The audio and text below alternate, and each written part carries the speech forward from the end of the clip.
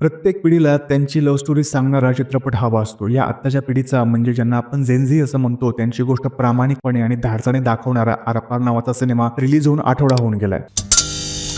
आरपारची कथा म्हणाल तर एक साधी लव्ह स्टोरी आहे. अमर आणि प्राचीची लव्ह स्टोरी. पण ज्या पद्धतीने ही गोष्ट आपल्यासमोर मांडली आहे ना, खरंच कमाल. ही मूवी आता 2025 मध्ये आली म्हणून आपण या लव्ह स्टोरीला जेनझीवाल्यांची लव्ह स्टोरी म्हणूया. पण खरं बोलायचं तर कुठल्याही काळातल्या जोडप्यात जे घडतं ना, ते सगळं अमर आणि प्राचीमध्ये घडतं. आरपारची सर्वात मोठी ताकद रायटिंग आहे. स्टोरी, स्क्रीन प्ले, डायलॉग एवढे कमाल आहेत ना, की आपण मराठी मूवी बघतो यावर आपला विश्वास नाही बसत. माफ करा, मी यात मराठी सिनेमाला कुठेही कमी लेखत नाहीये. मला फक्त एवढंच सांगायचंय की आरपार सिनेमा जे दाखवले ते मराठी सिनेमात यापूर्वी कधीही दिसलेलं नाहीये. सैराट नंतर एखादी लव्ह स्टोरी आवडली असेल तर ती म्हणजे आरपार.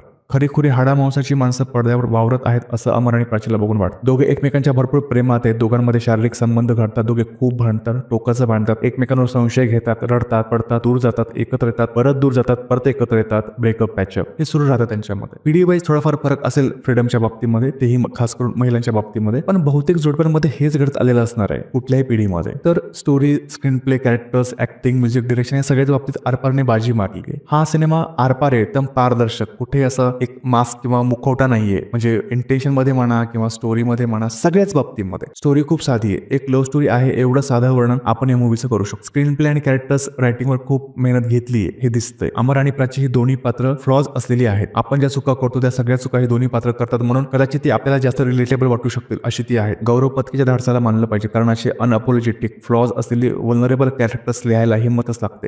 सीन्स बघताना कबीर सिंगची देखील आठवण येते, पण याबद्दल आश्चर्य वाटून घ्यायची गरज नाही, कारण आपण सगळे थोड्याफार फरकाने असेच असतो. एक प्रकारे आरपार आपल्याला आरसाच दाखवतो. ऍक्टिंगच्या बाबतीत बोलायचं झालं तर ललित आणि ऋताने जाळ परफॉर्मन्स दिलाय. खऱ्या आयुष्यातील जोडीदार वाटावेत एवढं कमाल काम दोघांनी केलंय. मला एक वेगळी गोष्ट इथे तुम्हाला सांगावीशी वाटते. आरपार बघताना ललित आणि ऋतामध्ये कुठेही शारीरिक अवघडले पण नव्हते. हे दोघे एकमेकांसोबत एवढे सहज होते ना, की दोघे अगदी खरेखुरे जोडीदार वाटावेत. कॅफेज मधल्या सीन्स मध्ये तर दोघांनी तुफान बॅटिंग केली आहे. मूवीमध्ये इतर कलाकार आहेत: स्नेहलता वसेकर, माधव अभ्यंकर, सुविता थत्ते, जान्हवी सावंत, वैष्णवी आरपी, मन्यू दोशी या सगळ्या कलाकारांनी चांगलं काम केलंय. गौरव पत्कीचं डिरेक्शन आवडलं. गौरव पत्कीचा पहिलाच सिनेमा आहे एवढा भारी. एका सीन बद्दल थोडक्यात सांगायचा मोह आवरत नाही. सिनेमाच्या सुरुवातीला एक हातकडीवाला सीन आहे, तो सीन मला एवढा आवडला. हातकडीवाला मेटाफर मला खूपच आवडलं. खरं तर हा सीन पुढे काय काय घडणार आहे ते तर सांगतोच, म्हणजे इव्हन हा सीन शेवट पण सांगून टाकतो. सो तुम्ही जर तेवढे स्मार्ट असाल तुम्हाला ते कळेल की या हातकडीच्या सीन मधनं त्यांना काय म्हणायचं. कारण प्रेम हे असंच असतं, म्हणजे सीन मधनं प्रेमावर काही न बोलता खूप काही बोलून गेले रायटर डिरेक्टर. कारण प्रेम हे असंच असतं ना नीट धरता येतं ना नीट सोडता येतं. तुम्हाला ते अडकवून टाकतं, ते तुम्हाला हातबल बनवतो, लाचार बनवतो, प्रसंगी मजबूत सुद्धा बनवतो आणि दुबळ सुद्धा. सो थोडक्यात हेच सांगायचं की आरपार चुकू नका.